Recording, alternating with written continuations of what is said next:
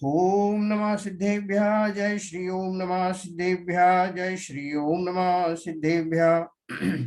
मंगलम भगवान वीरो मंगलम गौतमो गणी मंगलम कुंद कुंदाद्यो जैन धर्मोस्तु मंगलम सर्वमंगल मांगल्यम सर्व कल्याण कारकम प्रधानम सर्वधर्माणां जैनम जयतु शासनम जैनम जयतु शासनम जैनम जयतु शासनम।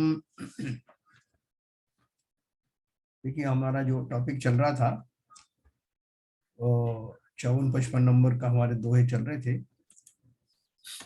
परमात्म प्रकाश नाम के ग्रंथ के, जिसको रचयिता है हमारे योगेंद्र देव महाराज। तो इसमें हमारा जो चल रहा था वो द्रव्य की जो पर्याय हैं, पर्यायों के बारे में विशेष चल रहा था। तो कल जो टॉपिक थोड़ा सा रह गया था वो मैं अभी आपको बताऊंगा।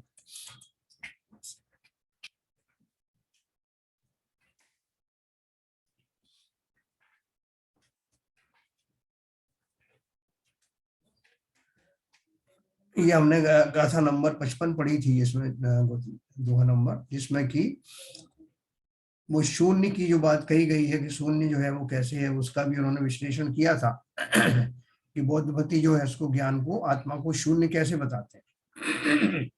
वो अपेक्षाएं अपन ने पढ़ी थी। और जो पर्याय के बारे में भी बीच में एक टॉपिक आया था, तो हमने व्यंजन और अर्थ पर्याय के बारे में पढ़ा था। देखो इसमें अर्थ और व्यंजन पर्याय में एक पॉइंट में आपको और बताना चाहता हूँ कि जो कुछ सामान्य गुण होते हैं द्रव्य के, अपन ने ये जैन तत्व परिचय में और ये कर्णानुयोग परिचय में उज्ज्वला शाह के पढ़े थे, जिसमें कि ये जो बेसिक जो गुण होते हैं सभी द्रव्यों में जो पाए जाते हैं, कुछ तो विशेष गुण होते हैं जो उन द्रव्यों में स्पेसिफिक होते हैं, और कुछ जो कॉमन गुण होते हैं जो सभी द्रव्यों में समान रूप से पाए जाते हैं। जैसे है अस्तित्व गुण, वस्तुत्व गुण, द्रव्यत्व गुण, प्रमेयत्व गुण, अगुर लघु गुणत्व, प्रदेशत्व गुण, ये सारे अपन को इन जनरल सभी में कॉमन। इसमें से एक जो गुण है प्रदेशत्व नाम का गुण।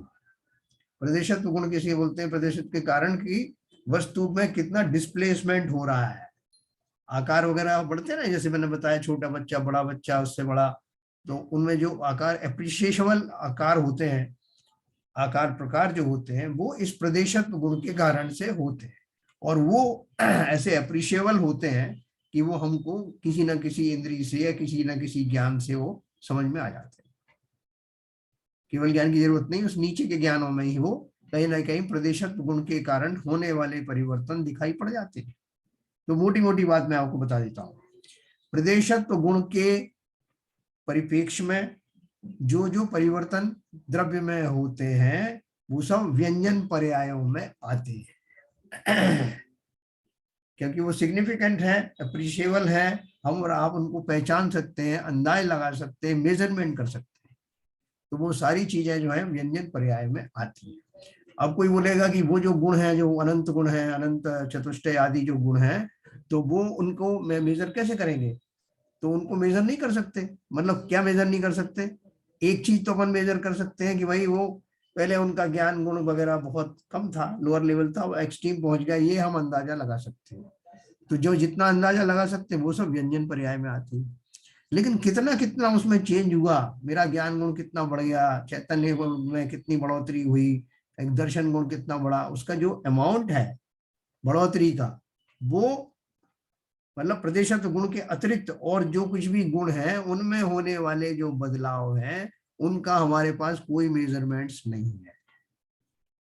तो उन गुणों का मेजरमेंट यानी प्रदेशत्व गुण के अतिरिक्त होने वाले अन्य गुणों के परिप्रेक्ष्य में होने वाले बदलाव अर्थ पर्याय के खाते में जाते हैं। तो उन्होंने बताया कि उनकी जो वृद्धि होती है वो 6 गुणी है, होती है अपना हानि और जो उसमें क्या बोलते हैं घटाव और हानि के बढ़ाव के रूप में होती है 6 गुना। षटगुणी हानि वृद्धि जो होती है, तो षटगुणी हानि वृद्धि जो है वो केवल ज्ञान गम्य है। केवल ज्ञानी को पता होता है कि अब उसका जो है वो इस समय चैतन्य गुण में जो है एक अप्रिशिएबल जो है थोड़ा सा कमी आई है या ज्यादा हुई है। फिर अपन ने वो बल्ब का उदाहरण वगैरह जो दिया था। कुल मिला के बात यह है कि प्रदेशत्व गुण के अंतर्गत आने वाले समस्त बदलाव, चूंकि स्थूल बदलाव होते हैं, वो सब व्यंजन पर्याय के अंतर्गत आते हैं। और उसके अतिरिक्त, प्रदेशत्व गुण के अतिरिक्त और दूसरे गुणों के परिप्रेक्ष्य में जो बदलाव होते हैं, उनका मेजरमेंट जो लिया जाता है वो अर्थ पर्याय के अंदर आता है। और इतना सा सिंपल आप याद रखिए। अब अपन चलेंगे अगला नंबर, अपना अगला गाथा है, दुआ है। ये विघन जी ने कल पढ़ा था परसों, 56 नंबर का। 56 में एक बार आपसे इस पर पढ़ता हूँ।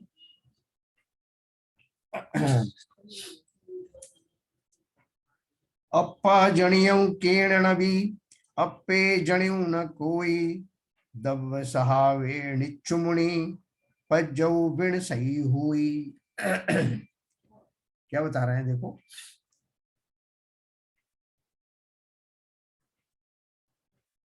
ऐसे जिसमें 3 प्रकार के आत्मा का कथन है। 3 प्रकार की आत्मा अपन ने पढ़ी थी ना, बहिरात्मा, अंतरात्मा और परमात्मा। ऐसे पहले अधिकार में जो ज्ञान की अपेक्षा व्यवहार नय से लोकालोक व्यापक कहा गया, वही परमात्मा निश्चय नय से असंख्यात प्रदेशी है, तो भी अपनी देह के प्रमाण रहता है ना। सभी जीवों के प्रदेश कितने हैं नंबर? आपसे कोई भी पूछे कि जीव कौन कितने प्रदेशी है, तो आप क्या बताओगे? असंख्यात प्रदेशी है। असंख्यात प्रदेशी कितना असंख्यात प्रदेशी है? जितना ये लोक है। कैसे पता आपको कितना है वो? तो बोले जब ये केवली समुद्घात होता है तो आत्मा के जो प्रदेश हैं वो संपूर्ण लोक में फैल जाते हैं। तो फैलेंगे तभी ना जब उसमें इतनी सामर्थ्य होगी। जैसे गुब्बारा है, गुब्बारा जो पिच की अवस्था में जो है, आपको पता नहीं पड़ता कि उसमें प्रदेश कितने हैं। जब उसको फुल आप उसमें गैस या कुछ भर देते हो तो वो फूल के उसका आकार बन जाता है। इसका मतलब जो गैस निकल गई तब भी उसके अंदर में वो प्रदेश थे, सामर्थ्य थी, तभी तो उतना फैला। तो उसी तरह से जो केवली समुद्घात होता है उस समय वो पूरे लोक में छा जाते हैं। इससे सिद्ध होता है कि लोक प्रमाण प्रदेश हमारे, जिन्हें असंख्यात, चूंकि लोक का भी असंख्यात प्रदेश है, जीव के भी असंख्यात प्रदेश है। तो ये हमेशा ध्यान रखना, हम असंख्यात प्रदेशी हैं। तो ये बोल रहे हैं कि असंख्यात प्रदेशी है। तो किसी ने क्वेश्चन किया, तो फिर जब वो सिद्ध अवस्था को जब प्राप्त हुआ तो वो उतने 3 लोग के अनुसार फैल जाना चाहिए था। क्या उसका जो बाहर का जो कन्फाइनमेंट था वो हट गया? तो वो हट गया तो आवरण हटते ही उसको पूरे प्रदेश फैल जाना चाहिए ना, वो क्यों नहीं फैले? तो उसका उन्होंने उत्तर दिया कि संसारी अवस्था में, देखो नीचे दिया उन्होंने, महाधिकार में जो ज्ञान की अपेक्षा व्यवहार नय से लोकालोक व्यापक कहा गया, वही परमात्मा निश्चय नय से असंख्यात प्रदेशी है, तो भी अपनी देह के प्रमाण रहता है। आगे द्रव्य गुण पर्याय के कथन की मुख्यता से 3 दोहे आते हैं। कहते हैं यह आत्मा किसी से भी उत्पन्न नहीं हुआ और इस आत्मा से कोई द्रव्य उत्पन्न नहीं हुआ। ये उन्होंने बाद में दिया है। तो इसका ऊपर का जो उसका उत्तर है वो आपको बता देता हूँ कि वो जो हमारा जो नाम कर्म के बारे में आई थी चर्चा ऊपर, कि नाम कर्म के कारण ही ये जो शरीर कितना बड़ा मिलेगा, छोटा मिलेगा, कितना प्रमाण रहेगा, ये सब मिलते हैं। तो जो मनुष्य पर्याय से जब वो शरीर सिद्ध अवस्था को प्राप्त हुआ, तो नाम कर्म के अनुसार जो शरीर उसको मिला था, उस शरीर का कुछ प्रमाण रहता है। और जब वो सारे कर्म समाप्त हो गए तो वो उस समय वो जिस शेप में था, नाम कर्म भी समाप्त हो गया, जिस शेप में था उसी शेप में वह फ्रोजन हो जाता है और वही पैसा का वैसा वहां स्थापित हो जाता है। क्योंकि अब नाम कर्म रहा नहीं तो इसलिए उसमें संकोच विस्तार का भी कोई कारण उसमें रहा नहीं। तो वो एज इट इज जो अंतिम शरीर है लगभग उसके बराबर होकर के सिद्ध लोक में स्थापित हो जाता है। आगे द्रव्य गुण पर्याय के कथन की मुख्यता से 3 दोहे कहते हैं। यह आत्मा किसी से भी उत्पन्न नहीं हुआ और इस आत्मा से कोई द्रव्य उत्पन्न नहीं हुआ। द्रव्य स्वभाव कर नित्य जानो, पर्याय भाव से विनाशी है। क्योंकि वो अपन ने ऊपर के जो धर्म पढ़े थे ना लोगों के, जो जैमिनी मत और बौद्ध मत और ये सब, तो उन्होंने किसी ने बोला था कि ये तो साहब जो है, जैसे बौद्ध धर्म में बताया कि विनाशिक है जीव। जीव जो है, जीव के संसार के समस्त पदार्थ ही अस्थिर हैं। अनित्य हैं, ऐसा वो मानते हैं। तो उन्होंने बोला कि हाँ हम भी ऐसी मानते हैं कि है, लेकिन किस अपेक्षा से मानते हैं? बोले द्रव्य स्वभाव से तो नित्य ही है, अब पर्याय चूंकि वो जाती रहती है आती रहती है इसलिए वो विनाशी है, पर्यायों की अपेक्षा से विनाय विनश्वान है। तो इसलिए उन्होंने बोला पर्याय भाव से विनाशी है। भावार्थ यह है, यह संसारी जीव यद्यपि व्यवहार न कर शुद्धात्म ज्ञान के अभाव से उपार्जन किए ज्ञानावरणादि शुभ अशुभ कर्मों के निमित्त से नर नारकादि पर्यायों से उत्पन्न होता है और विनष्टा है ना। ये क्या हम जानते हैं कि व्यवहार ने से संसारी जीव तरह तरह की पर्यायें जो है वो प्राप्त करते रहते हैं। अपना जो शुद्धात्म ज्ञान नहीं होता तब तक, उसके अभाव से लिखा ना, शुद्धात्म ज्ञान के अभाव से उपार्जन किए ज्ञान आवरण आदि शुभ अशुभ कर्मों के निमित्त से। क्योंकि ये जो मेरे को नर नारक आदि जो पर्याय मिलती है उसमें कारण यही है कि मैं अपने शुद्ध स्वभाव से विपरीत हो जाता हूँ, तो उससे होने वाले जो कर्मों का जो सृजन होता है उन कर्मों के कारण में मुझे नई नई पर्याय मिलती है। और आप भी शुद्धात्म ज्ञान से रहित हुआ कर्मों को उपजाता है तो भी शुद्ध निश्चय न कर शक्ति रूप शुद्ध ही है ना। थोड़ी बात हम आपकी मान लेते हैं, थोड़ी हमारी मान लो। तो आपकी बात थी कि जो है जीव जो है अनित्य है, तो हमने मान लिया अनित्य है। किस अपेक्षा से अनित्य है? पर्यायों की अपेक्षा से है, एक पर्याय में टिक के रहता नहीं। लेकिन नित्य है किसकी अपेक्षा से? शुद्ध निश्चय कर शक्ति रूप, न केवल परमानेंट है बल्कि शुद्ध भी है। शुद्ध निश्चय रहकर शक्ति रूप शुद्ध ही है।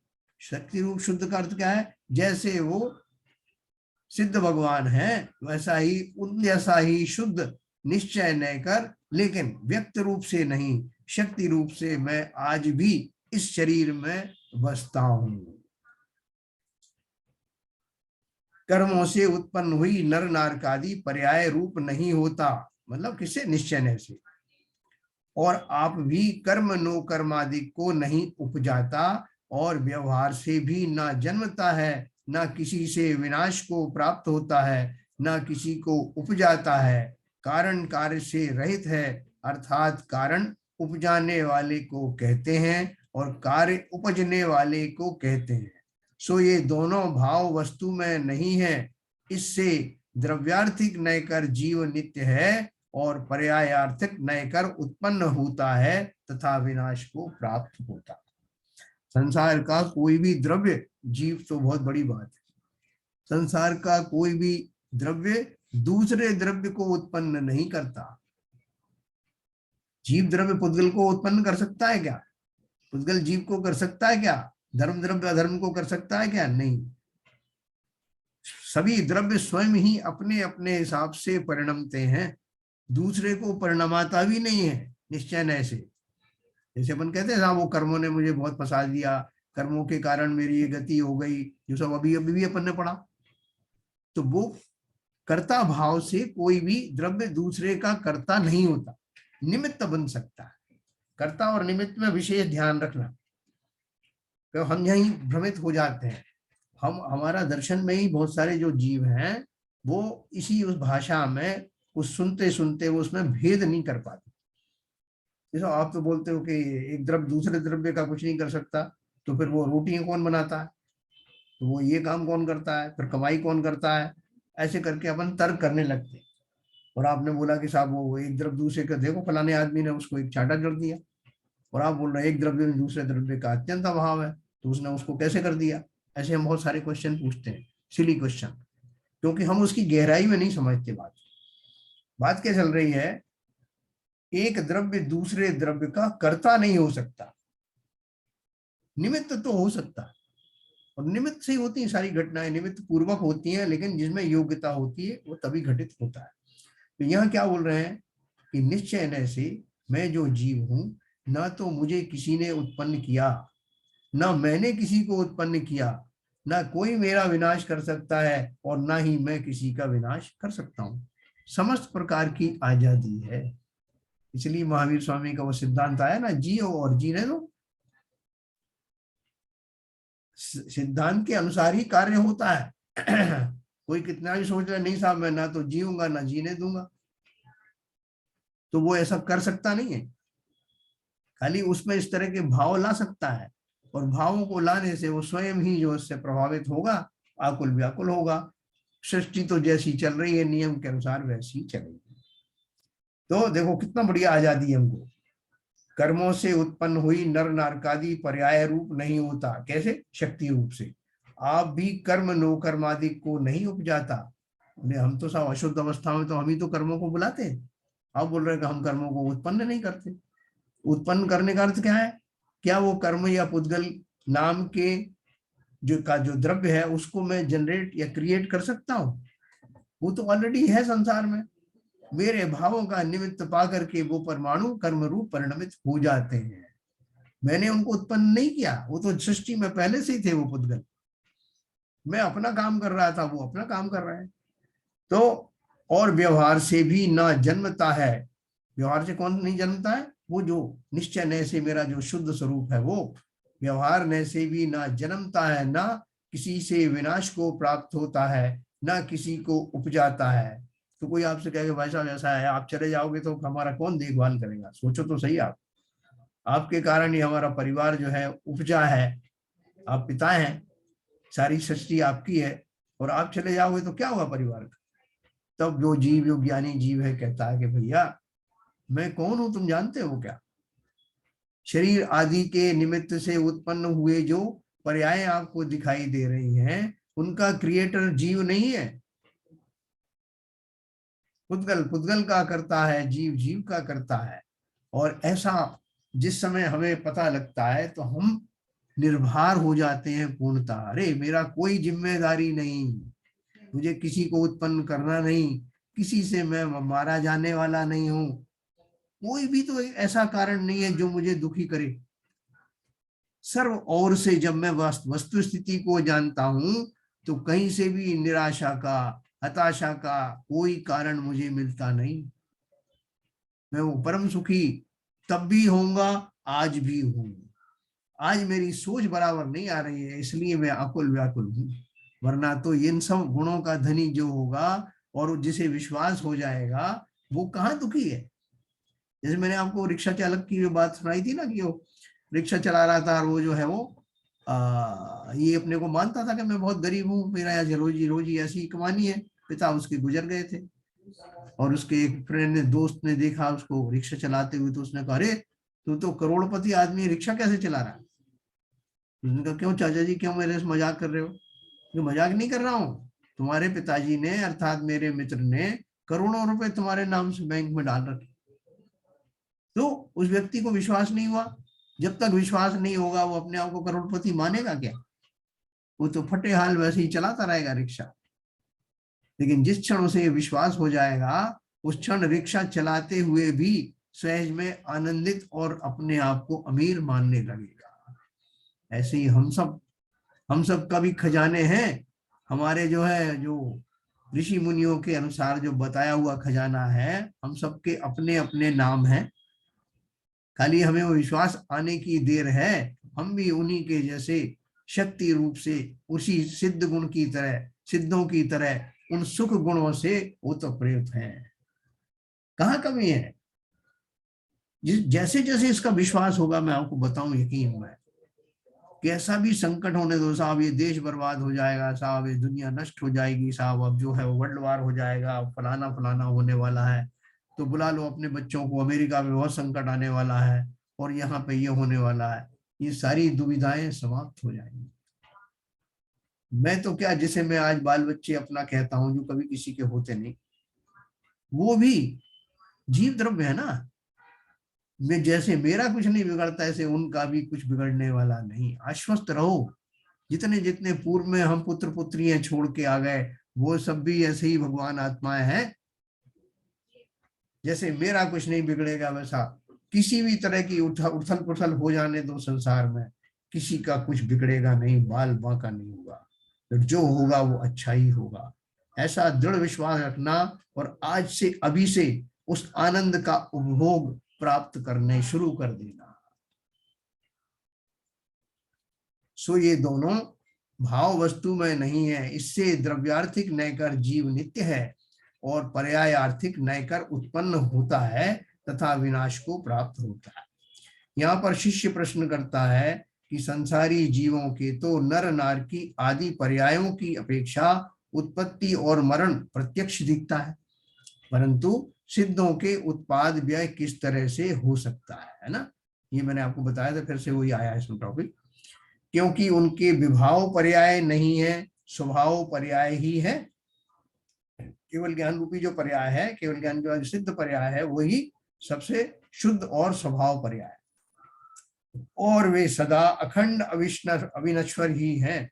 इसका समाधान यह है कि जैसा उत्पन्न होना मरना चारों गतियों में संसारी जीवों के है, वैसा तो उन सिद्धों के नहीं है। वे अविनाशी हैं, परंतु शास्त्रों में प्रसिद्ध अगुरु लघु गुण की परिणति रूप अर्थ पर्याय है ना। अगुरु लघु गुण के कारण से उनके अंदर में जो माइनर जो चेंजेस आते हैं, वो कभी भी अगुरु लघु गुण के जो है जो परिभाषा थी वो क्या थी, जिसके कारण वस्तु, मैं आपको पढ़ के सुनाता हूं। अगुरु लघु गुण क्या कहलाता है? यह एक महान गुण है, इसे जानने से वस्तु व्यवस्था अच्छी तरह से हमारे ज्ञान में आती है। इसकी परिभाषा है, जिस शक्ति के कारण से द्रव्य में द्रव्यपना कायम रहता है, अर्थात एक द्रव्य दूसरे द्रव्य रूप नहीं होता, एक गुण दूसरे गुण रूप नहीं होता, और द्रव्य में रहने वाले अनंत गुण बिखर कर अलग अलग नहीं होते, उस शक्ति को अगुरु लघुत्व गुण कहते हैं। और भी इसमें आगे आगे है, ये पंचास्ती काल से मैंने लिया है।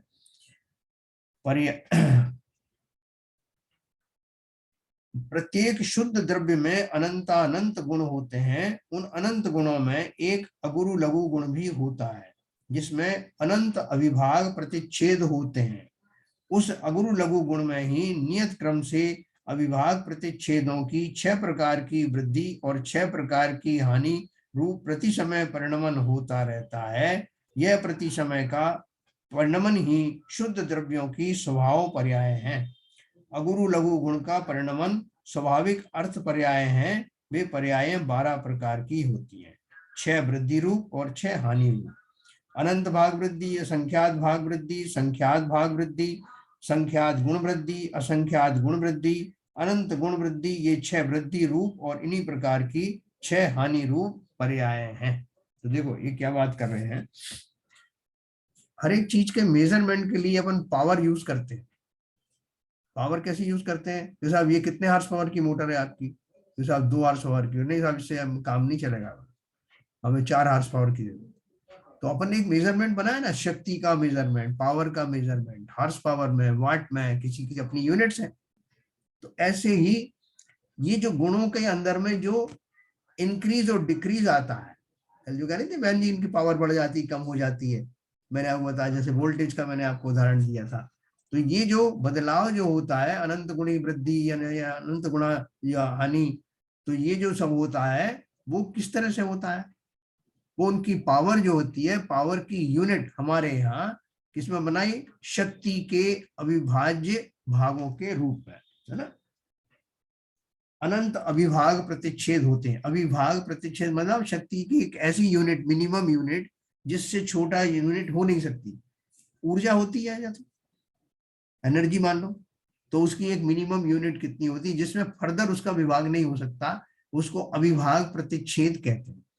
तो वो शक्ति के अविभाग प्रतिच्छेद नाम की यूनिट के अनुसार उनमें जो घटाव बढ़ाव होता है वो षटगुणी हानि वृद्धि कहलाती है। और वो जो हमारे जो दूसरे गुण हैं, प्रतिशत के अतिरिक्त जितने भी गुण हैं, उनमें होने वाले जो भी चेंजेस हैं वो इसी से मापे जाते हैं। तो अगुरु लघु गुण का जो है सिद्धांत मैंने आपको बताया, ये उस सिद्धांत की अपेक्षा से जो द्रव्य में रहने वाले गुणों की प्रदेश के अतिरिक्त जितने गुण हैं उनमें जो भी कुछ उतार चढ़ाव बारीकी में होता है, जो केवल ज्ञान गम्य है, उसको ही हम अर्थ पर्याय कहते हैं। ये उन्होंने लिखा, देखो जैसा उत्पन्न होना मरना चारों गतियों में संसारी जीवों के है, वैसा तो उन सिद्धों के नहीं है। वे अविनाशी हैं, परंतु शास्त्रों में प्रसिद्ध अगुरु लघु गुण की परिणति रूप अर्थ पर्याय है। वह समय समय में आविर्भाव अविर्भाव तोराभाव तिरोभाव तिरोभाव रूप होती है, अर्थात समय समय में पूर्व परिणति का व्यय होता है और आगे की पर्याय का उत्पाद होता है। इस अर्थ पर्याय की अपेक्षा उत्पाद व्यय जानना अन्य संसारी जीवों की तरह नहीं है। ये बोले संसारी जीवों के पास तो एक शरीर भी होता ना, कल अपन ने बात करी थी, तो शरीर में भी जो उसमें लंबाई चौड़ाई बढ़ती घटती रहती है, आत्मा के प्रदेश फैलते सिकुड़ते रहते हैं, तो वहां उस तरह के परिवर्तन चलते हैं। लेकिन सिद्धों में उस तरह के परिवर्तन होने का सवाल ही नहीं, शरीर ही नहीं, और जो है कर्मों की भी कोई स्थिति नहीं बनती है। तो वहां कैसा जो है होता है, तो उसका उन्होंने बताया कि उनके जो अनंत गुण होते हैं, उन गुणों में जो षड्गुणी हानि वृद्धि होती है वही उनका बदलाव होता है, अन्य संसारी जीवों की तरह नहीं। सिद्धों के एक तो अर्थ पर्याय की अपेक्षा उत्पाद व्यय जानना अन्य संसारी जीवों की तरह नहीं। सिद्धों के एक तो अर्थ पर्याय की अपेक्षा उत्पाद व्यय कहा है, अर्थ पर्याय में षड्गुणी हानि और वृद्धि होती है, अनंत भाग वृद्धि, असंख्यात भाग वृद्धि, संख्यात भाग वृद्धि, संख्यात गुण वृद्धि, असंख्यात गुण वृद्धि, अनंत गुण वृद्धि, अनंत भाग हानि। देखो ये इसमें जो अनंत भाग वृद्धि का मतलब क्या है, ये सबसे छोटी वृद्धि है, अनंतमा भाग जितना इंक्रीज हुआ। फिर असंख्यात भाग वृद्धि मतलब क्या हुआ, वो उससे ज्यादा ज्यादा इंक्रीज हुआ,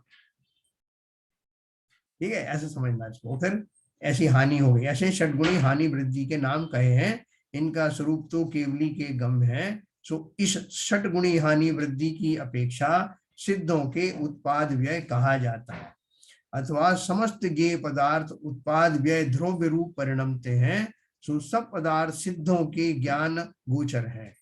ज्ञेयाकार ज्ञान की परिणति है, सो सब ज्ञेय पदार्थ में उत्पाद व्यय हुआ, तब ज्ञान में सब प्रतिभाषित हुआ, इसलिए ज्ञान की परिणति की अपेक्षा उत्पाद व्यय जानना। देखो क्या बढ़िया बात कही है, ज्ञेयाकार ज्ञान की परिणति है, सो जब ज्ञेय पदार्थ में उत्पाद व्यय हुआ तब ज्ञान में सब प्रतिभाषित हुआ, इसलिए ज्ञान की परिणति की अपेक्षा उत्पाद व्यय जानना। देखो हम किसी भी वस्तु को किससे जानते हैं, अपने ज्ञान से जानते हैं। तो ज्ञान ने कैसे जाना, अभी कोई एक सामने बैठा हुआ एक व्यक्ति है, एक सामने एक हम मुनि है, हम मने पर ज्ञानी मुनि है, तो हमने उसको कोई वस्तु को हम निरंतर जान रहे हैं, हमें किसी ने काम दिया कि आप इस व्यक्ति पे जरा निगाह रखना कि इसमें कैसे कैसे इसका ज्ञान का क्षय हो रहा है या और कोई चेंजेस हो रहे हैं। तो हमने जो है अपना ज्ञान लगाया, तो देखा कि वो वस्तु अभी थोड़े देर पहले उसमें एक उसका ज्ञान कम था और अब धीरे धीरे बढ़ गया। या और दूसरा कोई गुण था, उसका आकार मान लीजिए, उसका आकार प्रकार जो भी था उसका, उसके अंदर में और दूसरे गुण थे, वो जो है उसमें बढ़ोतरी हुई कम हुई, तो हमने उसको कैसे जाना कि उसके ही प्रमाण में मेरा ज्ञान भी बढ़ गया। जैसे एक चौकी रखी हुई थी सामने, अचानक से वो चौकी जो है विस्तृत हो गई, विस्तार बढ़ गया, तो मेरा ज्ञान भी ऐसा उसके प्रमाण में फैल गया ना। पहले छोटी चौकी का उतने आकार में मेरा ज्ञान उसको जान रहा था, और वो जैसे बड़ी चौकी हो गई तो मेरा ज्ञान भी उसमें उतना विकास रूप से प्रयुक्त हुआ उसमें। तो मैंने उसको कैसे जाना, मैंने अपने बढ़े हुए ज्ञान के प्रमाण से जाना कि वो वस्तु इतनी बड़ी हो गई, क्योंकि मेरा स्केल बड़ा हो गया। तो मेरे बढ़े हुए स्केल से मुझे समझ में आया कि वो वस्तु बड़ी हुई, इसलिए मेरा स्केल भी बड़ा हो गया। समझ गया, ऐसा निमित्त निमित्तिक संबंध है। जब भी कोई ज्ञानी किसी भी ज्ञेय को जानता है तो अपने ज्ञान की में होने वाले बदलाव को ही जानता है। जैसे अपन जो साइंस में मैंने पहले ही बताया था, अपन जो आंखों से देखते हैं, तो जिस ऑब्जेक्ट को अपन देख रहे हैं उस ऑब्जेक्ट से आने वाली किरणें मेरे रेटिना के ऊपर पड़ती, और फिर मैं उससे उसको मुझे ज्ञान होता है कि ये जो वस्तु थी कितनी बड़ी थी। मैंने किसको जाना, उस वस्तु की पड़ने वाली इमेज को जो मेरे ज्ञान में आई, उससे जाना कि वस्तु कितनी छोटी है बड़ी। तो वैसे यहाँ भी लागू होता है कि समस्त ज्ञेय जब ज्ञान में गोचर होते हैं, किसी के भी ज्ञान में जो ज्ञायक है, तो वो अपने ज्ञान की पर्याय को जानता है कि मेरा ज्ञान कितना बढ़ा उसको देखने के लिए, और उस पर्याय का मेजरमेंट करके वो जान लेता है कि वस्तु कितनी बड़ी। मैं भी आपको अनम्यूट करूंगा तब आप इसको क्वेश्चन पूछना। ये आकार ज्ञान की परिणति है। सो जब ये पदार्थ में उत्पाद व्यय हुआ तब ज्ञान में सब प्रतिभाषित हुआ। जो ही चेंजेस हो रहे हैं गेम में वो ज्ञान में आ रहा है। अभी मान लो कोई वो जड़ वस्तु है, तो जड़ वस्तु में खुद में तो ज्ञान है नहीं, लेकिन जो जान रहा है उसका तो ज्ञान है ही ना। उसने उस जड़ वस्तु में होने वाले बदलाव को अपने ज्ञान में होने वाले बदलाव से मेजर कर लिया, जान लिया। ये आकार ज्ञान की परिणति है, जो जब ये पदार्थ में उत्पाद व्यय हुआ तब ज्ञान में सब प्रतिभाषित हुआ। इसलिए ज्ञान की परिणति की अपेक्षा उत्पाद व्यय जानना, अथवा जब सिद्ध हुए तब संसार पर्याय का विनाश हुआ, सिद्ध पर्याय का उत्पाद हुआ, तथा द्रव्य स्वभाव से सदा ध्रुव ही है। उत्पाद व्यय ध्रुव का इन्होंने यहाँ घटित क्या किया, इन्होंने दो तरह से घटित किया उत्पाद व्यय ध्रुव। सिद्धों में जो एक तो हो गया ज्ञान की अपेक्षा से, वो तो सिद्धों में ही के अरहंत पे भी अपन लगा सकते हैं कि वो सामने वाली वस्तु को कैसे जानते हैं। जो सामने वाली वस्तु को जब जान रहे हैं, उस वस्तु की पर्याय भी बदल रही है जिसको जाना जा रहा है। तो उन्होंने जिस पर्याय को जाना वो पर्याय चली गई, अब दूसरी पर्याय आ गई, उन्होंने उस पर्याय को भी जान लिया। तीसरी पर्याय आई तो उसको भी जान लिया, लेकिन वो वस्तु वही रखी हुई है और इनका ज्ञान भी वही के वही। तो उस अपेक्षा से उस वस्तु में होने वाले उत्पाद व्यय और द्रव्य को इस ज्ञानी पुरुष ने अपने उत्पाद व्यय द्रव्य के माध्यम से, ज्ञान के उत्पाद व्यय द्रव्य के माध्यम से जान लिया। एक तो ये उत्पाद व्यय द्रव्य का एक नमूना आपको पेश किया। दूसरा उन्होंने क्या बोला, जब सिद्ध हुए तब संसार पर्याय का विनाश हो गया। एक पर्याय चली गई संसार वाली, तो कौन सी पर्याय प्रकट हुई, सिद्ध पर्याय का उत्पाद हुआ, है ना। अथवा जब सिद्ध हुए तब संसार पर्याय का विनाश हुआ, सिद्ध पर्याय का उत्पाद हुआ, तथा द्रव्य वो तो स्वभाव से सदा ध्रुव ही है, तो उत्पाद हो गया, व्यय हो गया और ध्रुव हो गया। सिद्धों के जन्म जरा मरण नहीं है, सदा अविनाशी है, इसलिए ये वाली पर्याय तो सिद्धों के होंगे नहीं जो संसारी जीवों के होती है। सिद्ध का स्वरूप सब उपाधि से रहित है, वही उपादेय है, यह भावार्थ जानना। जब मैं सिद्धों का चिंतन करूं, नमो अरहंताणम नमो सिद्धाणम, तो सिद्धों के कौन से स्वरूप का ध्यान करूं, तो उन्होंने लिखा इसका करो, सिद्ध का स्वरूप सब उपाधियों से रहित है, न उसमें जो है व्यय है, जिस तरह का कोई व्यय नहीं है, उत्पाद नहीं है, एक ध्रुव स्वभाव ही है। सिद्धों के जो गुण है, जीव के जो गुण है, उनमें उत्पाद व्यय ध्रुव होता है, वो अलग बात। लेकिन ऐसी जो व्यंजन पर्याय है, जो शरीर आदि के का घटित होना दिखाई देता है जिसमें संसारी जीवों का, ऐसी पर्याय उनका नहीं है। तो ऐसी अनोखी पर्याय जो संसारी जीवों के नहीं होती है और समस्त सिद्धों के पाई जाती है, और मुझ में भी वो शक्ति रूप से विद्यमान है, ऐसी उस अद्वितीय पर्याय का मैं ध्यान करूं। वही मेरा अभीष्ट है, पंच परमेष्टि के ध्यान में ऐसी पर्याय का ही ज्ञान करना। अब मैं आपको अनम्यूट करूंगा।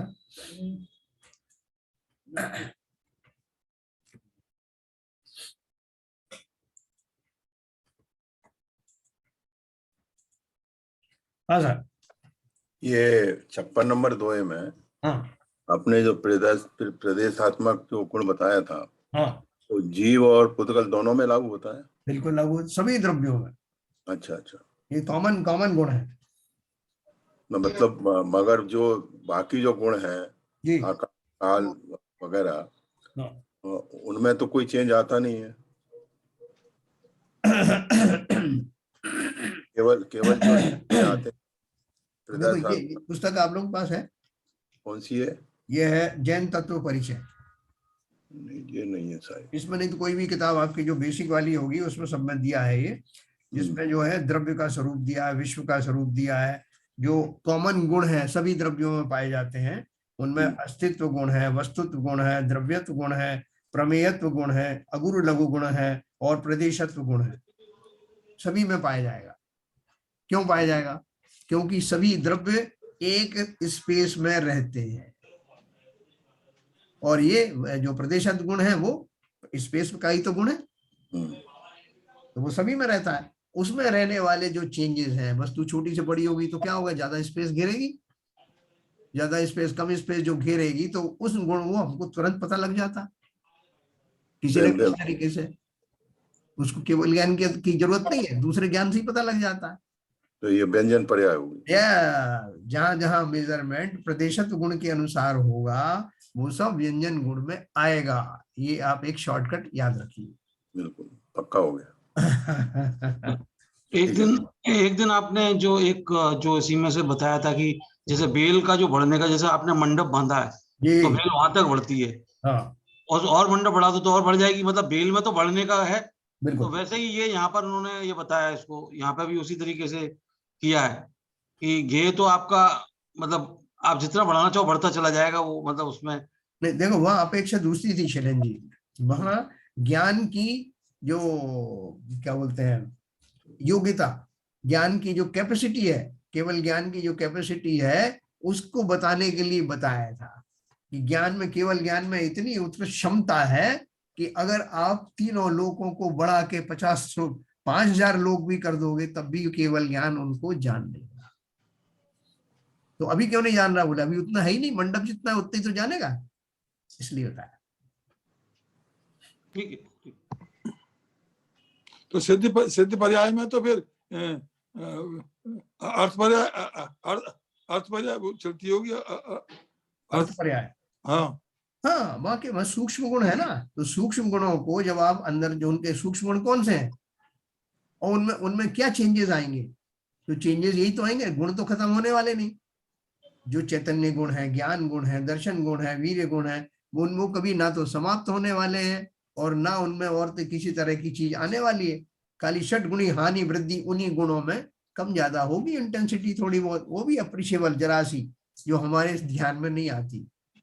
भाई तो एक बात कहनी थी जी। कि आजकल मेडिकल साइंस में बिना आंखों के भी अब वो कोई जो दिमाग में चिप लगा करके हाँ। बिना आंखों के, मतलब जैसे हमारा जो केवल ज्ञान अतीन्द्रिय ज्ञान होता है ना, जो बिना इंद्रियों के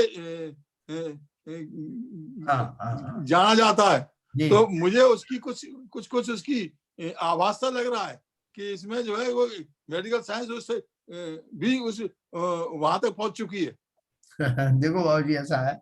हाँ, मतलब मेरे दिमाग में अभी डिस्कस हुआ तो मेरे दिमाग में आई यही अतीन्द्रिय ज्ञान होता है, बिना इंद्रियों के जो ज्ञान हो जाए, तो वो मेडिकल साइंस भी उसी ओर कार्य कर रही है और उन्होंने प्रूव भी कर दिया है।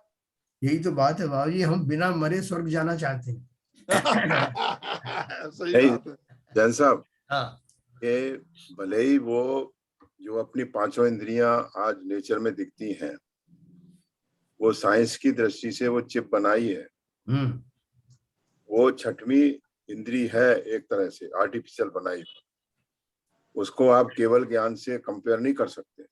नहीं, वो तो कर ही नहीं रहे। नहीं कर नहीं रहे, हम केवल ज्ञान कंपेयर नहीं कर रहे, लेकिन उस जैसा कुछ आभास सा लग रहा है बिना वही बता रहा हूँ, वही तो बता रहा हूँ। जो आंखों की, देखिए पांचों इंद्रियां होती हैं, पांचों इंद्रियों का अपना अलग अलग काम है। उसकी रेप्लिका साइंस ने अगर कोई डेवलप की है, कोई चिप, तो उसी के इक्वलेंट की है। उसमें वही प्रॉपर्टीज हैं सेंसेशन की, वो रिसीव करती है और वो ट्रांसमिट करती है। ट्रांसमिट करके आपके जो भाव हैं उनको प्रेरित करती है। तो उसका रेप्लिका ही है। उसको ये नहीं मान सकते कि वो अवधि ज्ञानी हो रहा है या श्रुत ज्ञानी हो रहा है, मत ज्ञानी हो रहा है, जो भी हो रहा है केवल ज्ञान हो रहा है, उससे कंपेयर नहीं कर सकते। मेरा जहां तक अपना, बाबू जी को भी पता है ये बात, तो ये ही कह रहे हैं अपने, वो उस मजे ले रहे हैं। ऐसी बात है, ऐसी बात है तो मैं विड्रॉ करता हूँ अपने आप। नहीं, अरे ये बात तो सही है। उसमें मेरे को भी जैसे समझ में आया कि जो आपकी बची हुई जो इंद्रियां हैं, जैसे आपकी 4 इंद्रियां हैं, उन चारों इंद्रियों से आर्टिफिशियल इंटेलिजेंस से 5वीं इंद्री को वो प्रेडिक्ट करते हैं बस। देखो ब्रेन क्या है आपका? ब्रेन एक इंद्रिय है क्या? बताओ। ब्रेन पुद्गल है। इंद्रियां सारी पुद्गल ही है, ब्रेन भी पुद्गल ही है, हमारा शरीर भी पुद्गल है। शरीर में स्पर्श आदि गुण होते हैं, ब्रेन में भी थोड़ी सी एक्स्ट्रा कुछ चीजें भी होती हैं, लेकिन है सब पौद्गलिक। पौद्गलिक ही है, पौद्गलिक संरचनाएं हैं, उनमें विशेष प्रकार की रचना होती है, तो आंख बन जाती है। यस। और अलग टाइप की होती तो नाक बन जाती है सब पौद्गलिक। उसी तरह से वो जो चिप है वो भी पौद्गलिक है। वही तो मैं बताया आपको। हाँ, उस चिप में उस तरह के कार्वेशन करके जैसा कि मस्तिष्क में होता है वो वैसा रेप्लिका बनाई जाती है और उसको सेंसेशन से कनेक्ट कर देते हैं। तो कोई बड़ी बात थोड़ी, पौद्गलिक से पौद्गलिक कोई तो किया। नहीं तो वही तो काम है ना कि वो केवल हम पे थोड़ी कर सकते हैं। ठीक है ना। भाभी तो सोच रहे थे कि वहां नहीं जाना पड़े या ये शरीर ना छोड़ना पड़े, उससे ही सब कुछ हो जाए तो क्यों जाया जाए। बहुत बढ़िया, वो चिप ही लगवा लो। केवल ज्ञान के लिए चिप लगवा लो। हाँ, अगर ऐसी चिप लगाने आ जाए तो आदमी जो है 90 साल में मरना थोड़ी चाहेगा, वो क्यों मरेगा। सही बात, सबको यही मिल रहा है। आपने एक बात कही ना कि भाभी जी कोई मानो वो मजे ले रहे हैं। हाँ, मजे ले रहे हैं क्या, जानते तो वो भी सब।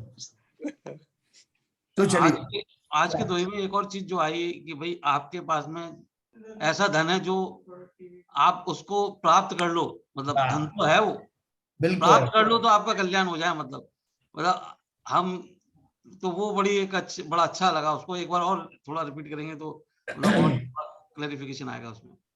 प्राप्त करने का ना, जैसे देखो मैंने आपको एक बहुत अच्छी उदाहरण दी थी वो रिक्शे वाले की, है ना। वो पहले भी मैं कई बार दे चुका, वो आपको समझ में आ गई ना वो उदाहरण मैंने क्या दिया। वो समझ में आ गई, वो मतलब केवल विचार मात्र से ही कि उसको केवल विचार से कि वो अमीर हो गया है उसी से ही उसको प्रसन्नता और सुख की अनुभूति चालू हो जाती है उसकी, मतलब उसके आपकी जो सुख की अनुभूति आपकी मतलब विचारों में है, आपके अनुभव में है, आपके उसमें नहीं है, मतलब पौद्गलिक में नहीं है। अभी देखो, आप कोई भी चीज आप लाते हो तो जैसे आप लाते हो तो वो आपको लाने की खुशी और देखने की खुशी उसी में ही खुशी करती है, वो चीज आने के बाद में फिर वो थोड़े दिन के बाद में उसकी खुशी खत्म हो जाती है। अभी देखो उस उदाहरण में तो वो रिक्शे वाला अभी मानसिक रूप से भले ही लखपति उसने मान लिया अपने आप को, लेकिन अभी ये भी उसको मालूम है कि जब तक मैं बैंक नहीं जाऊंगा पैसा नहीं निकालूंगा तब तक मैं लखपति एक्चुअल में होऊंगा नहीं, भले ही वो मेरा है तो क्या हुआ। लेकिन यहाँ तो आपको क्या है कि दिल के आईने में रहती है तस्वीर तेरी, जरा गर्दन झुकाई और देख लिया। हाँ, मुझे कहाँ जाना है। विश्वास होते ही कि मैं सुखी हूं, ज्ञानी हूं, उसी समय से सुख स्टार्ट हो जाता, नो टाइम गैप, सारी आकुलताएं समाप्त। तो मतलब सारा विचारों का ही खेल है। जो मन की इंद्रियों को यदि आपको उस गुण को ही उत्पन्न करना है, मतलब जो सुख का गुण है वो अपनी आत्मा में ही उत्पन्न करना है, बाहर कहीं भी नहीं है। बोलिए हरभजन साहब कुछ कह रहे हैं। मैं तो कह रहा भरोसा तो आना चाहिए उस पे, बस बस जहाँ भरोसा आया वहीं पे पासा पलट गया, पूरा 180 डिग्री चेंज हो गया। विश्वास आते ही सम्यक दर्शन हो गया। श्रद्धा क्या है? करनी होती है, बिल्कुल सही है। विश्वास का नाम ही तो सम्यक दर्शन है। यस, बिल्कुल। अपना दर्शन करो। हमने बहुत लोगों के दर्शन किए, हमने जिनेंद्र देव के भी दर्शन किए, लेकिन उस रूप में नहीं किए जिस रूप में वो है और जिस रूप में मैं स्वयं हूँ, ऐसे दर्शन आज तक नहीं किए। जैसे आपने बोला आज जो उदाहरण दिया, यदि किसी को कोई संपत्ति मिले और आपको मालूम पड़ा कि उसको ये संपत्ति मिली है, उसके जो चाचा जो है चले गए और उसको ये संपत्ति दे गए, तो आपकी खुशी जब तक अधूरी रहती है जब तक आप ये पता नहीं कर लेते तो कितना मिला। और जबकि आपको नहीं मिल रहा उसमें, लेकिन आपको बेचैनी हो जाती है, पता लगाओ कितना मिला, क्या क्या छोड़ गए। तो ये ऐसी अनुभूति है जो दूसरों को मिल रही है, उसमें भी हम मतलब अपना संक्रमण अपना कर लेते हैं उसमें, कि उससे जुड़ जाते हैं हम लोग। अरे ये तो छोड़ो, कोई दान दे रहा हो, बोला साहब बाबूजी ने दान दिया, बोले कितना दिया, अरे तुम्हें क्या करना, दान दिया नहीं जाने तो सही सर कितना दिया है, उतना देना चाहिए उनको, और ज्यादा देना चाहिए था, या कम दिया है अभी, क्या करेंगे तो क्या करना चाहते हो तो इससे मालूम करके तुम्हें क्या हो जाएगा।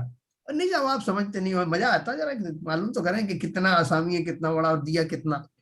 यानी हम हर जगह अपने राग देश के कारण से उसमें खोजबीन की जो हमारी आदत है वो निकाल लेते, हमको कुछ फायदा नुकसान नहीं, लेकिन ये जानने की हमारी जो आदत बन गई है, पर द्रव्यों में होने वाले परिवर्तनों से हम कहीं भी प्रभावित होते नहीं, लेकिन जो हमारी आदत है उसके कारण ही हम आकुल व्याकुल रहते, आदत का उसमें संलग्न रहते हैं हमेशा। हाँ, दूसरों को हम उसमें तो हमें कुछ नहीं मिला ना, दूसरे ने दान दिया, कहीं और दान दिया, लेकिन हमें ध्यान रहता है। चलिए, और कोई आदित्य जी कुछ कह रहे हैं? बिल्कुल सही बात। देखो, ये हमारा ये पर्यायों के बारे में थोड़ा बहुत समझ में आया होगा आप लोगों को, कैसे जो अर्थ और व्यंजन पर्याय होती हैं। और कभी और समय मिलेगा तो हम पूरा ग्रंथ एक बार पर जो अलाप पद्धति वगैरह है फिर पूरा से पढ़ेंगे, बहुत आपको क्लैरिटी से जाएगा। अभी सिद्धों की पर्याय पढ़ के और क्या पर्याय बाकी रह गई? सिद्धों का वो अलौकिक स्वरूप जान करके, जिनके गुणों के वर्णन के लिए अपन ने वो करते ना अपना वो विधान, कौन सा? सिद्ध चक्र मंडल विधान, नाम लेते से ही आदमी की वांछें खिल जाती हैं। सिद्धों के गुण बड़ों। मेरा एक क्वेश्चन और था जैन साहब, मेरा एक क्वेश्चन और था।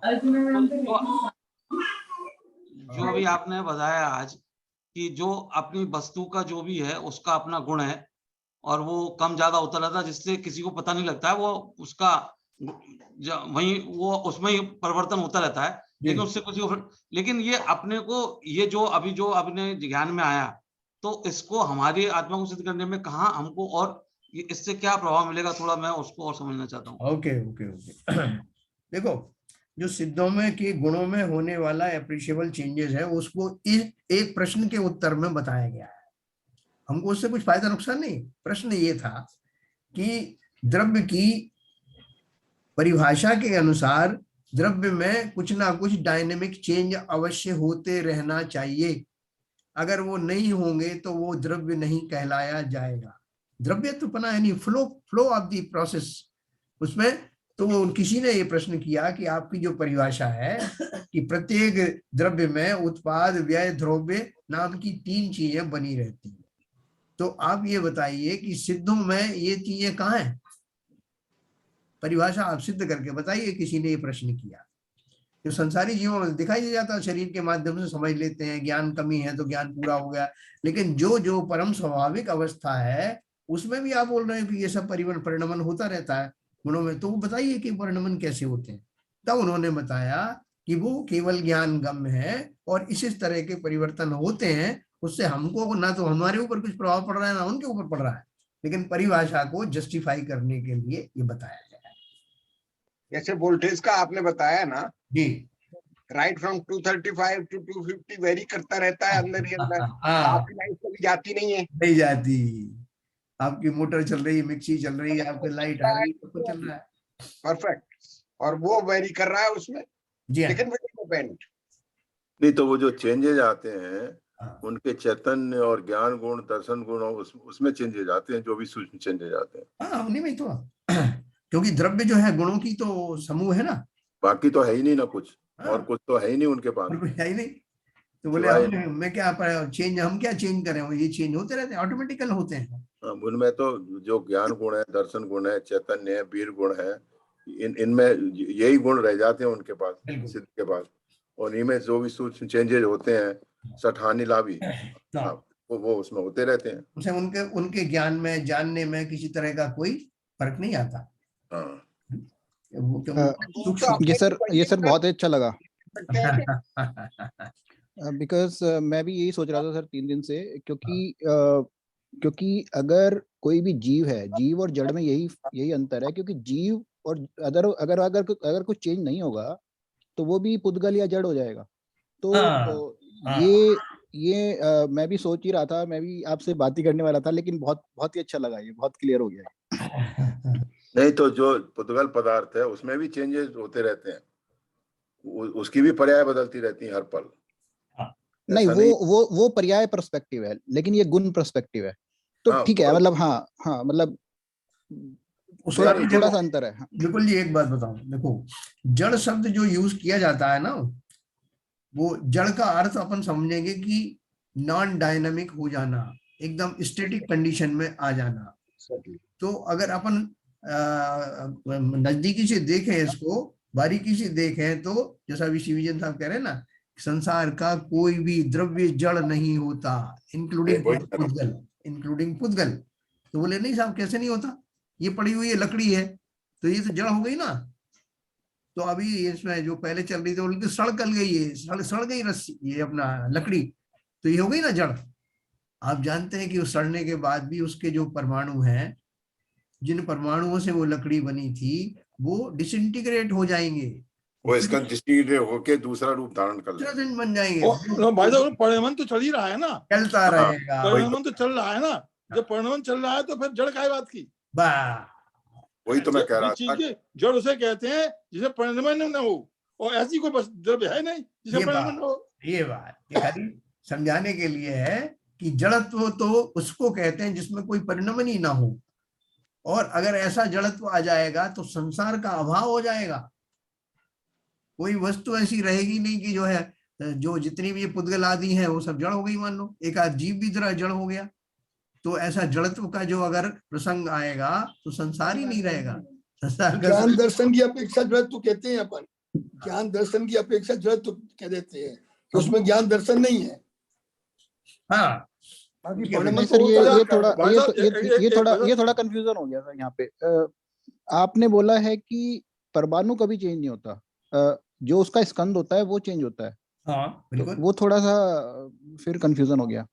नहीं क्योंकि जो एक सिंगल परमाणु है, उसकी जो अवस्था है वो चेंज नहीं होती। वो अगर किसी और चीजों के संपर्क में आता है, जैसे लोहा अगर पानी के संपर्क में या फिर उसके संपर्क में आएगा तो उसमें जंग लग जाएगा, बट दैट इज नॉट उस परमाणु का चेंज। वो तो एक मिश्रण हो गया, जब उसमें पानी मिलाया तो उसमें जंग लगा। तो ये थोड़ा सा मुझे फिर से कंफ्यूजन हो गया। देखो क्योंकि आपने ये बताया था कि जो एक सिंगल परमाणु है उसमें चेंज नहीं होता, उसके गुणों में चेंज नहीं होता। हाँ, मैं आपको दो चीज बताता हूँ। एक तो ये अभी जो आदित्य जी ने जो बोला वो मैं उसका क्लैरिफाई करता हूँ, फिर मैं आपका प्रश्न बताता हूँ। इन्होंने क्या बोला आदित्य जी ने कि जब मैं बोलता हूँ कि मैं ज्ञान गुण ज्ञानी हूँ, जानकार हूँ, जानने वाला हूँ, ज्ञायक हूँ, मैं कोई जड़ थोड़ी हूँ। इसका अर्थ क्या है? इसका अर्थ है कि मैं वो बाकी के पुद्गल आदि द्रव्य नहीं हूँ जिनमें ज्ञान नहीं, ज्ञान शून्य नहीं है। हाँ, तो वो ज्ञान शून्य ना, ज्ञान शून्य को मैंने जड़ कह दिया, ये एक अपेक्षा से कहा गया है ना। बाकी जो जड़त्व की अपन बात कर रहे हैं, ऐसा जड़त्व तो उनमें भी नहीं है, लकड़ी आदि जो पुद्गल है। एक तो ये बात है। दूसरी बात आपने जो कही, जो संसार की जो सृष्टि हुई है, पुद्गल जो परमाणु है, पुद्गल का एक परमाणु होता है, वही वास्तव में शुद्ध पुद्गल द्रव्य कहलाता है। जब उसके अलग अलग कॉम्बिनेशन बनते हैं, एक से अधिक परमाणु का कॉम्बिनेशन या स्कंद बनता है, तो वो स्कंद रूप में कहलाता है। और स्कंद की जो है अपनी प्रॉपर्टीज होती है। स्कंद, एक स्कंद जो है छोटे से बड़ा स्कंद में भी कन्वर्ट हो जाता है, बड़ा स्कंद टूट करके छोटा स्कंद बन जाता है, और उनमें होने वाले अलग अलग परमाणुओं के कंट्रीब्यूशन के हिसाब से उन स्कंद के नए नए नाम आ जाते हैं कि वो कौन सा परमाणु आया, किस जाति के परमाणु का स्कंद बना, वो लोहा कहलाया, लकड़ी कहलाया, कुछ और कहलाया। फिर वो परमाणु उसका वो स्कंद में से वो बिखर गए, और वो परमाणु किसी और के काम में आ गया, तो वही परमाणु कुछ और कहलाने लगा उस स्कंद में जाकर के। तो ऐसा उनका कंटिन्यूअसली इस तरह का उत्पाद व्यय दौर चलता रहता है। तो मतलब ये हुआ कि जैसे विपुल जी ने बोला आयरन, अब उसकी दो स्थिति हैं। एक आयरन दूसरे किसी द्रव्य के कांटेक्ट में आएगा और उसके कांटेक्ट में आने से वो चेंजेस आएंगे, जो परिणमन होगा वो तो एक बात है। अब जो आयरन शुद्ध अवस्था, आयरन की आयरन अवस्था में जिसका कांटेक्ट नहीं हो रहा है, तो उसमें जो परिणमन होगा, पर्याय चेंज होगी, तो उसमें स्कंदों का घटाव बढ़ाव होगा ना। स्कंदों के परमाणुओं का घटाव बढ़ाव होगा। ऐसा ही है ना। हाँ, देखो कोई भी, अभी मान लो उसमें रस्ट लग गई, सब मैं आपको एग्जांपल बताऊं। आपने बढ़िया से एक लोहे की रॉड लेके आए थे और थोड़े समय में पड़ा रहा, उसके ऊपर पानी पड़ गया, उसमें जंग लग गई। तो जंग लगने से क्या बन गया? फेरिक ऑक्साइड बन गया। फेरिक ऑक्साइड बन गया। फेरिक ऑक्साइड बन करके वो थोड़े दिन में उससे वो जो लोहा है, वो कहते हैं साहब ये गल गया हमारा लोहा, इतना जो है उतना डेंसिटी चूरा हो गया उसका। हाँ, चूरा हो गया और वो निकल के नीचे आ गया। उतना बोले साहब इसकी थिकनेस कम हो गई। तो वो कहाँ गई वो थिकनेस, वो चूरा कहाँ गया? वो परमाणु जो है बिखर करके जमीन में मिल गए। मिल करके वो और फॉर्म में आ गए। जब आप निकालने जाओगे और से दूसरी बार आयरन लेने जाओगे, तो वैसे यहाँ की जमीन में बड़ा जहाँ लोह तत्व है, तो कहाँ से आया वो लोह तत्व? ऐसे ही वो बिखर करके मिल जाते हैं अशुद्ध होकर के। और फिर से आप उसको फिर शुद्ध कर लेते हो। तो इस तरह से जो परिणमन होता है, आपका प्रश्न क्या था अभी विपुल जी, एड्रेस हुआ है कि नहीं पता नहीं। सर मतलब स्कंदों में तो चेंज होता है, या किसी भी जो जब कोई पुद्गल किसी और पुद्गल के संपर्क में आके, जैसे लोहे में वाष्प के संबंध में आके उसमें जंग लगा, लेकिन अगर मैं लोहे का सिर्फ एक परमाणु की बात करूं तो उसमें भी चेंज होता है क्या? मतलब वो तो हम बोलते हैं कि अगर वो सिंगल परमाणु, अगर हम स्कंद की बात ना करें और सिर्फ उसके एक सिंगल परमाणु की बात करें तो उसमें भी चेंज होता है क्या? That is yes yes yes yes yes, बिल्कुल होता है। देखो मैं बताऊं क्या चेंज होता है। कल अपन ने ये बताया था, पुद्गल की विभाव व्यंजन पर्याय, द्रव्य व्यंजन पर्याय, पुद्गल की स्वभाव द्रव्य व्यंजन पर्याय, ये सब मैंने आपको बताया था। इसमें देखो बताया था, पुद्गल परमाणु में एक वर्ण, एक गंध, एक रस और परस्पर अविरुद्ध 2 स्पर्श होते हैं। इन गुणों की जो चिरकाल स्थायी पर्याय हैं वे स्वभाव गुण व्यंजन पर्याय हैं। मतलब क्या है, हर एक परमाणु के अंदर में एक पर्टिकुलर उसकी गंध होगी, एक पर्टिकुलर उसके अंदर में जो स्पर्श होगा, ये तो उसके परमानेंट होते हैं। और उनमें आने वाला जो अगर कुछ चेंज हो गया तो वो उसको विभाव परिणमन कहते हैं। तो कैसे चेंज हो जाएगा कि उसका जो जितना जिसमें गंध गुण था उसकी इंटेंसिटी कम हो गई, तो वो उसमें चेंज हो गया। उसके स्पर्श गुण में जो था कि बंद का गुण होता है, कितना चिकना है, कितना जो है वो खुरदुरा है, उसमें थोड़ी कमी पेशी आ गई तो वो उसका वो चेंज हो गया, वो विभाव रूप हो गया। तो उस तरह से हर एक द्रव्य के जो मूल उसके जो गुण है उनमें होने वाला वही अगुरु लघु गुण जो सिद्धों के लिए बताया गया था ना, ऐसी अर्थ पर्याय उनके बेसिक गुणों में भी होती रहती है। ये अर्थ पर्याय माने जाएंगे, अर्थ पर्याय। और जो मेजरेबल है, हाँ, जैसे वो उसमें जंग लग गया वो विजिबल है, हाँ, वो उसकी व्यंजन पर्याय हो गई। बराबर। जो मोटा मोटा आपको दिखाई दे, पतला हो गया, वो थिकनेस उसकी कम हो गई, या खुरदुरापन हो गया, वो चिकना जितना पहले दिखता था वैसा नहीं है। आप देख के बता दे तो साहब ये पुराना लोहा है, ये नया लोहा है। ये अप्रिशिएबल चेंज कैसे आपको मालूम पड़ा? उसके वर्ण से मालूम पड़ा या उसकी थिकनेस से मालूम पड़ा? ये सारे व्यंजन में आएंगे।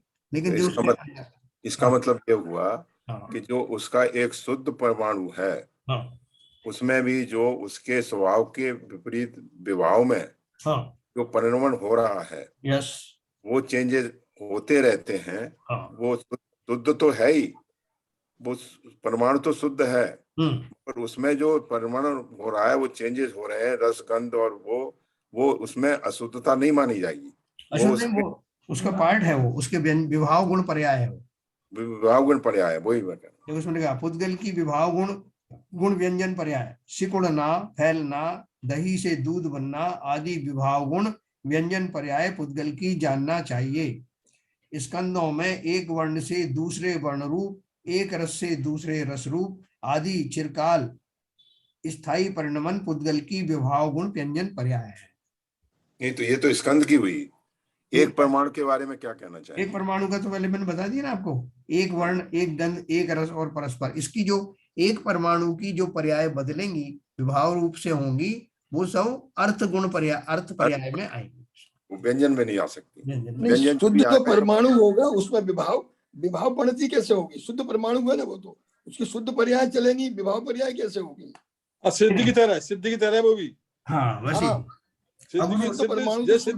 सिद्ध पर्याय में परिमाण हो रहा है, ऐसे ही एक परमाणु होता है। तो वो अर्थ पर्याय कहलाएगी। और उसमें और जो अगर स्कंद बन गया तो विभाव में चला गया। हाँ, वो खुद ही विभाव में चला गया। और विभाव में चला गया नहीं बना, शुद्ध परमाणु, एक शुद्ध परमाणु है, उसका उसमें जो परिणमन चल रहा है वो विभाव परिणमन कैसे होगा?